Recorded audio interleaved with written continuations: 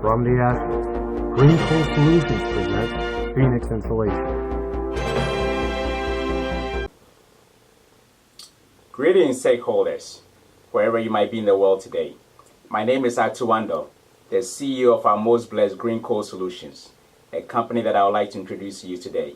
I believe that at this very moment, or during the next few days and weeks ahead, some of our team members will be before you to offer a more detailed overview of our company and the suite of technologies that we offer. Green Coal Solutions possesses a breakthrough technology that recycles coal ash of any kind, whether boiler slag, bottom ash, fly ash, whether wet or dry, into 7 base mineral fiber products that can be used as a major raw material in the manufacture of downstream end products such as paper, friction material, rubber, plastics, insulation, textiles, precursors for carbon fiber, and construction piping. Due to the rock-like characteristics of coal and the resulting coal ash that we use, our mineral fiber products enjoy an inherent advantage in quality and fire and heat resistance beyond 2,500 degrees Fahrenheit. A formidable replacement for asbestos, our mineral fiber products are non-toxic and non-cancerous. A true game changer. Our mineral fiber manufacturing technology can recycle up to 1 million tons of coal ash into an equal amount of mineral fiber per year, while employing a minimum of 200 direct employees with another 25 outsourced positions per factory. Wherever we might find ourselves in our operations, it is our intent to provide meaningful employment, the benefits of which will be felt beyond our team members. Unlike a typical pulp mill, our operations require very little utilities and is without any toxic or waste discharges. With a flexible energy platform, our factories are able to use a combination of coke, natural gas, electricity, steam, or synthetic natural gas, which in particular we produce on-site through the capture and recycling of greenhouse gases such as nitrous oxide, carbon dioxide, sulfur dioxide, and mercury, all of which can be emitted from our use of coke and our combustion of coal ash. What our communities and partners can be assured of in GCS is a company that feels blessed with our capabilities and one that realizes the need to be a blessing as well. We are committed to the global environment while facilitating the expansion of economies and affordable energy throughout the global community. Many thanks for granting us an audience today, and it's my belief that together we can make the world a better place for us today and our children of tomorrow. Many thanks, and God bless. The first 2 video sequences will provide a high-level overview of key aspects of GCS operations. Here's a brief explanation on how the machinery and technology works. The first stage of the process is the material is introduced into the system in 4 external cone hoppers. They each contain the raw materials used to create the final product. These materials progress upward through a conveyor belt to the main furnace that heats the materials to a temperature of 2200 degrees Fahrenheit. Molten liquid is then sprayed in through an injection nozzle into a spinner unit that spins it into a cotton-like strand. A vegetable-like displacement agent is then added to remove any contamination. The material coal ash is rendered non-toxic. After this, the material fiber pulp is sent to a softener tank to be soaked and cleaned. This is the first stage of the process. This is tank number 1. At this point, the fiber can be finished and shipped out as insulation. If other products are needed, a series of 9 tanks going from hot to cold, 1 being the hottest, 9 being the coldest, are used to convert the base product into 9 different product lines.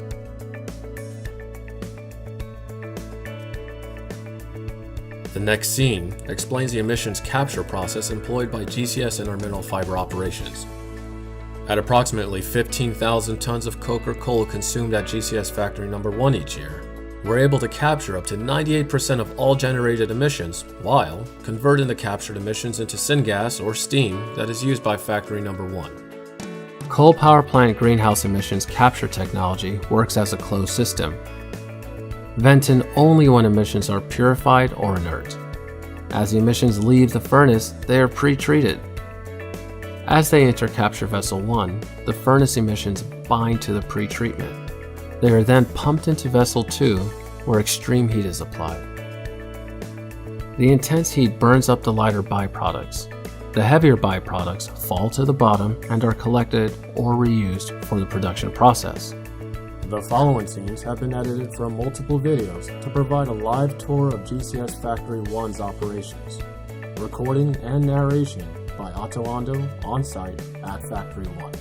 All right, folks, we are here in SK, this time in August, and what we wanted to do is give you a quick caption of where things stand with respect to our operations here.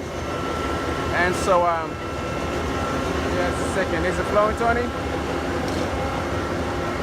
And so you will recall here, I'm going to go through the process again. I know we've seen it many times over, but just want to give you all, just want to show you the process, little ball, fully automated now.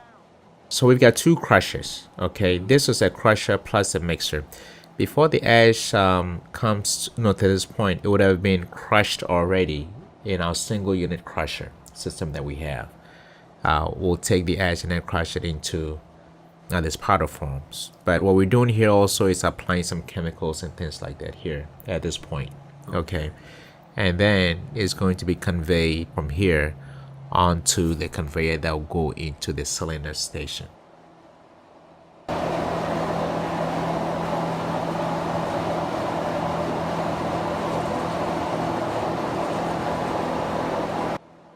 What he's doing now is just applying some final chemicals into the cylinder making process. Okay. And then once that's done, it is fed to this bottom piece here of the mixer. And then from the mixer, it goes onto the belt here, the conveyor belt.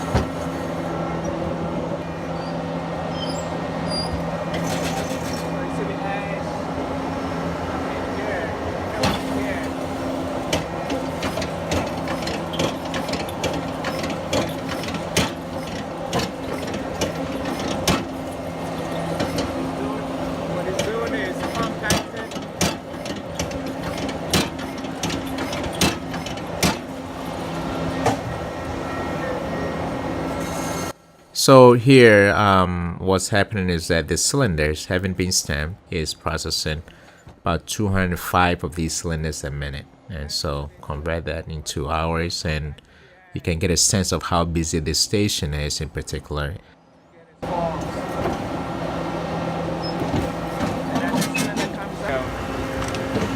its way it goes, and it goes into our drying system.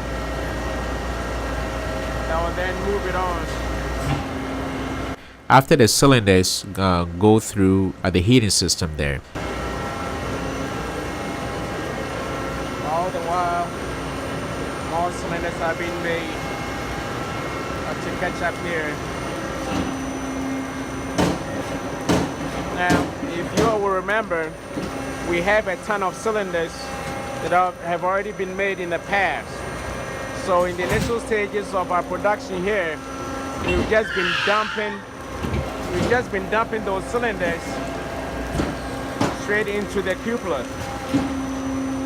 And so you can see how, in this case, the cylinders go in. So this is the automated drying process, where the cylinders are hardened and dried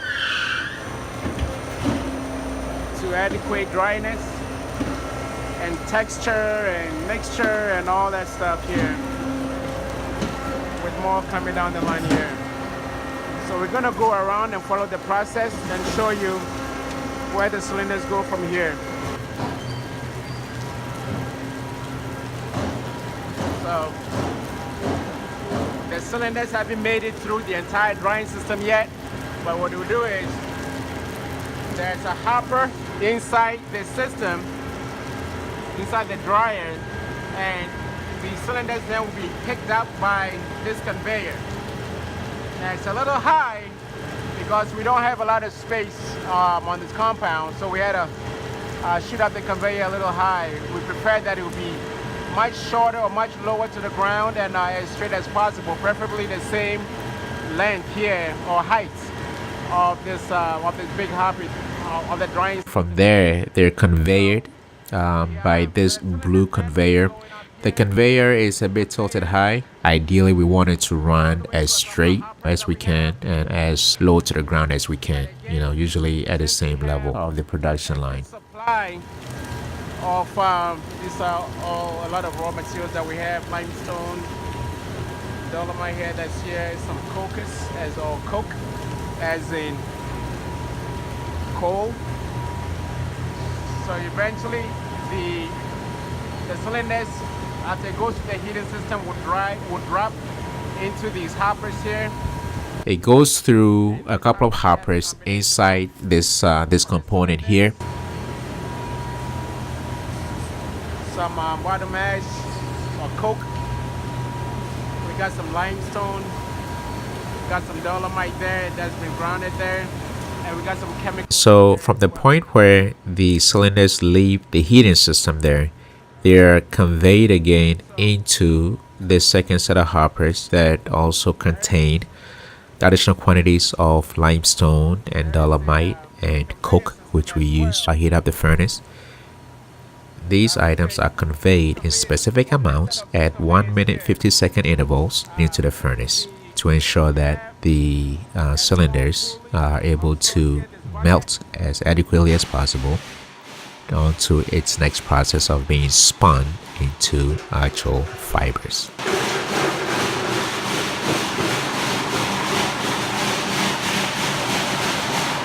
And so what you're looking at here is the coke, as in the coal here, at its predetermined amount being conveyed into the furnace, and the system will come back.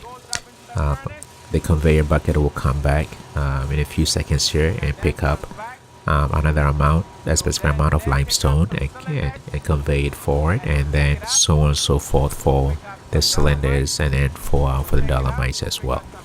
What we're going to show you here now is our furnace and spinner systems and the process there. It's a bit sensitive portion of our process, but to make sure that we give you a full understanding of the operations and how this goes, I have secured a waiver from the factory manager, and so I am able to go behind the scenes, if you will, and show to you what we have here. So there's our lead there going up the stairs.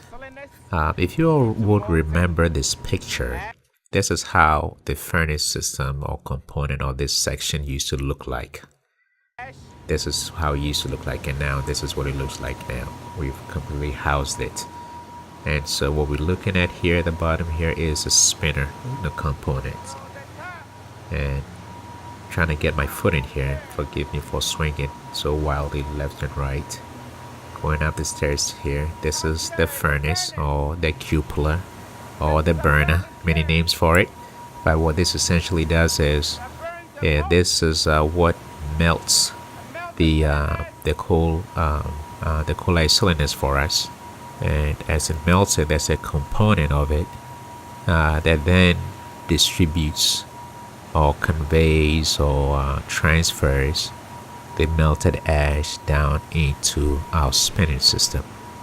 And it is a spinning system that then spins the molten ash, as in the making of cotton candy, and spins it into mineral fiber. So you can see how what you see there is some of the spun fiber that kind of flies up, but the red part you see is really the ash. Looks like lava. It's a melted ash dripping down into the spinner system.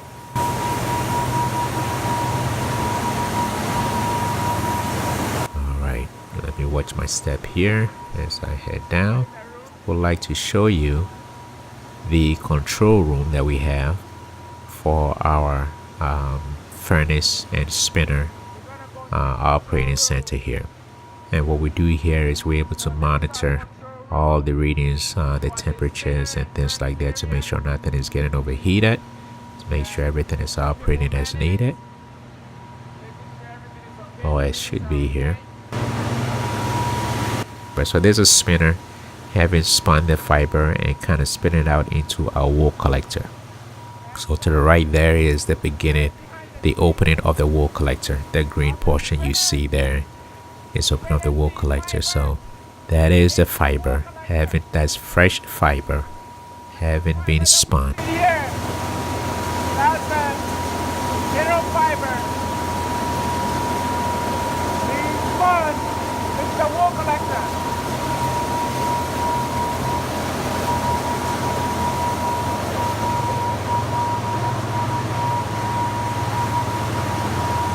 That's an extra, the spinner that you saw in the corner there. We have an extra spinner on standby in the event that we need to change out, the spinners and do some maintenance or what have you. Collector. What we're doing now is walking back around. We're gonna go and pick up the rest of the demonstration here from the wool collector.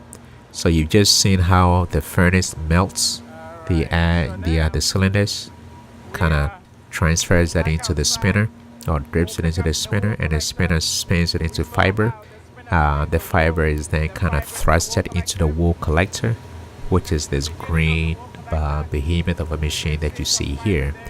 And the conveyor within the wool collector is what you saw there, the spinning wheel there. Now the fiber goes through some additional process there, and then it is then kind of conveyed onto our spreader system. There's a conveyor up here that transports the fiber into our spreading system, and we're going around to get a picture, to get a look. And here we spread and lay out the fiber.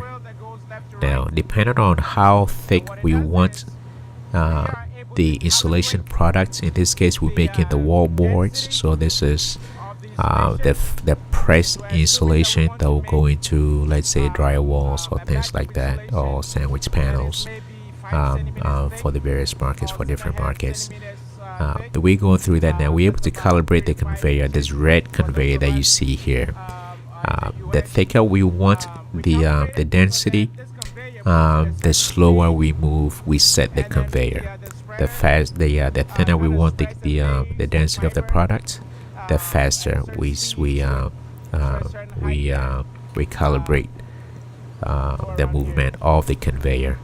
And so at this point we're looking at getting somewhere between 7.5 and 10 centimeters, which is about 5 to 7 inches of press insulation. The other side of the spreader system, and then what happens is the fiber keeps being conveyed into what we call here, this is like our shaper. So what the insulation is doing now is going through the beginning of our pressing system. Here we shape the insulation, we kind of smoothen it out, we level it out here, just so that when it gets into the heating press, where we're able to apply some color and things like that, once it gets there, it is smooth enough and it already has the right density. We're gonna move around here now to the heating press. This is hey there, that is our chief of staff, Zoro. Now that, and then there's Larry, our chief operating officer. All right, let me whisk around here. What you're seeing is some of the wood that we use in warming up our furnace. Yes, we do use wood, but not for the fiber. All right, what you're looking at now is the end of the fiber, no shaper or smoother, if you will, and the beginning of the heating system, the heat and pressing system that we have for the insulation here. So this at this particular component is where you're gonna get to form the insulation into the press boards there. What we're doing today, what we're making here is for the market at factory number 1. We're going to be cutting them about 1 meter square, so that's 1 meter across board. A big square is what we're making. This fence line here within the factory there says no camera, but I have a waiver. The factory manager has given me a waiver to have this video, so in essence. So here's the fiber now with color having applied. Here's insulation with the color having applied now. We can apply any color we want. Eventually we're going to color ours green to go along with our theme of green coal solutions there. And so you will notice here as you look at the insulation that the edges are a bit rough and not smooth.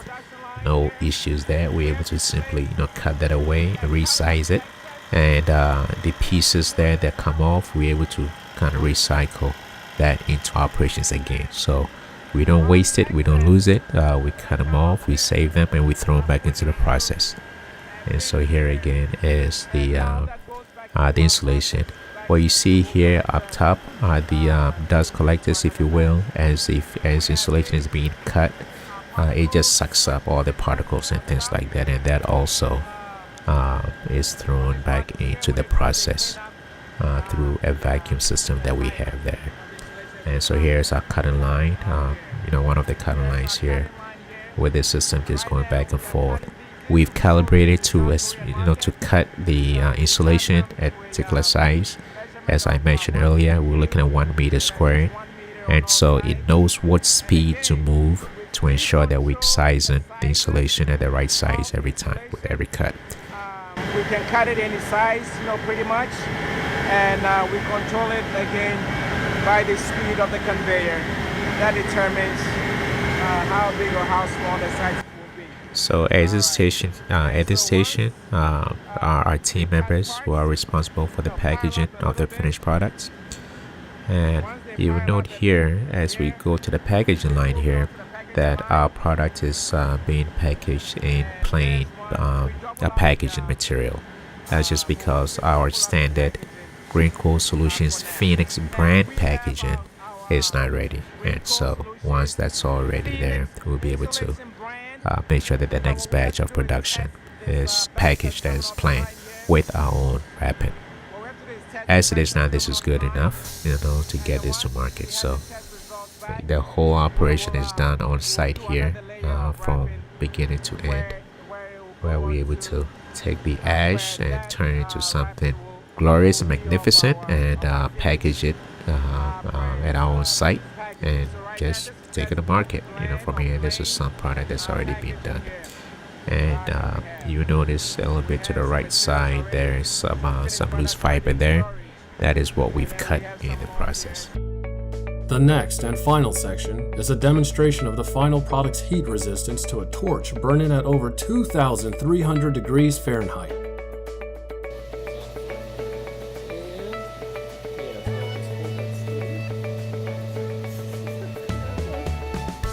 In this demonstration, we're taking the torch directly to a penny, and we're using the penny just to get an idea of how hot this flame actually is, and it's greater than 2,300 degrees. And on the right hand side, we have a thermocouple above the insulation, so we can see the actual temperature. We'll see that it hits about 2,300 plus just before it burns out. That's because the wire melted, so it can no longer give a good reading.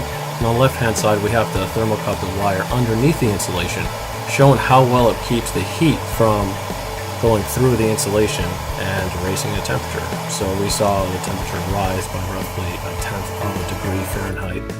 That shows the excellent quality that Green Coal Solutions has to offer through its Phoenix insulation product.